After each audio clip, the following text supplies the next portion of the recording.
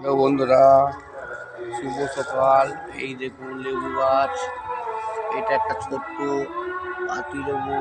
এই দেখুন ফুল ফল কেমন হয়েছে, এতে ছাতে টপে লাগানো যাবে। ফুল দেখুন, ফুল ঝরঝর করে ছড়ছে। এই যে ক্যারেটে, ছাতে টপে ডাঙায় সবেতেই লাগানো যাবে। এই দেখুন ছোট্ট একটা গাছ, এই হারে ফুল সব এসছে। এটা পাতি লেবু, দেখুন কি সুন্দর লাগছে।